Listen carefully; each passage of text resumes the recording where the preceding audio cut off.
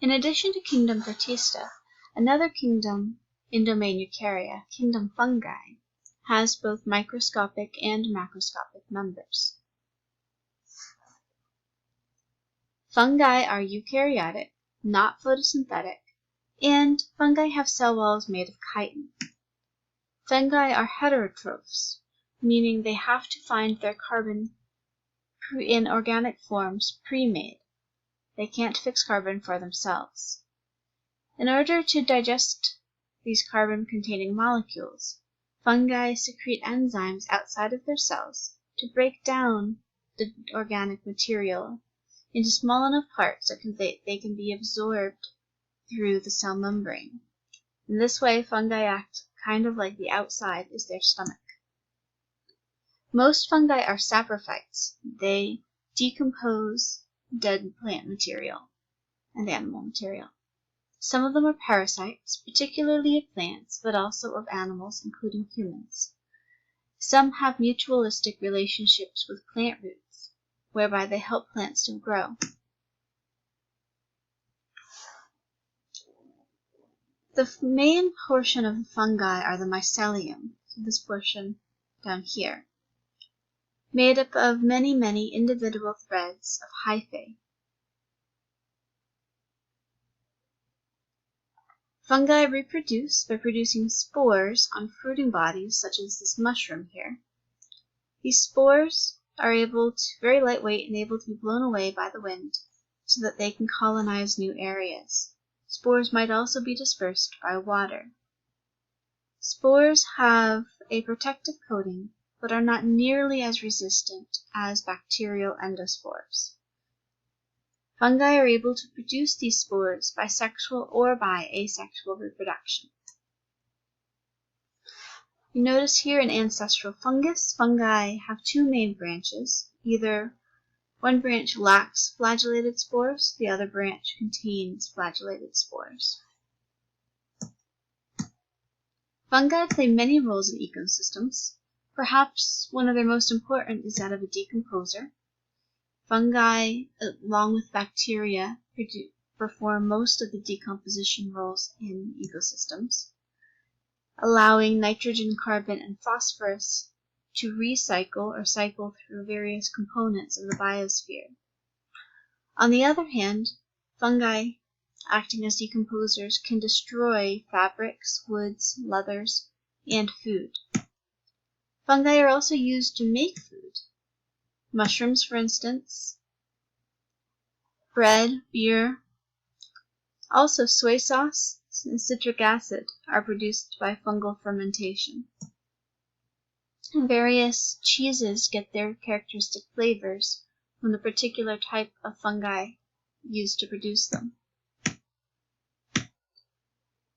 Fungi also are vitally important to the healthy growth of plants, forming associations called mycorrhizae. There are two primary types of mycorrhizae. One type, where the fungus actually penetrates cells of the roots of plants, called arbuscular mycorrhizae, and the other type, where the fungal hyphae surround the cells of plants but do not penetrate the cells. These are called ectomycorrhizae. Ecto meaning outside, and there's an H missing from that word. These are found between 80 to 90% of all plants, and this has the benefit of increasing the root's surface area for absorption of nutrients up to about 10 times. Some plants are more dependent on mycorrhizae, some are less, but there are plants where if you kill off their mycorrhizal fungi, the plant itself will die.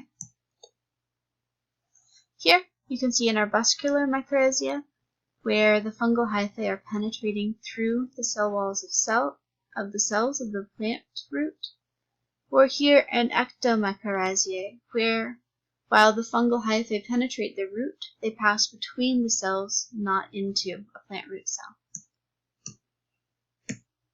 Fungi are also a major component of lichens, which are a symbiotic relationship between a fungus, which provides a wet, sponge-like environment, and something photosynthetic, such as algae or cyanobacteria. Lichens do not require soil for growth because they are fed from the photosynthetic byproducts of the algae or the cyanobacteria, and this allows them to grow on the surface of things like rocks and help to break the rock down into dirt and provide the starting point for ecological succession. Lichens are found in a variety of habitats. They can withstand drought and very cold temperatures and can absorb minerals. However, they are damaged by air pollution because they're able to absorb the excess minerals in polluted air or water. Here you see a number of lichens. On the left on a stump, on the right on a tree bark. And the particular colors can come from different sorts of algae or cyanobacteria in association with the lichens or with the fungus. There are also pathogenic fungi. Many plant parasites are pathogens. For instance, the disease that devastated American chestnut trees and elm trees was a fungus. Fungi also cause wheat rust and corn smut, which are both costly plant pathogens. Farmers may well use fungicides to control the spread of these pathogens so that they can produce larger crops.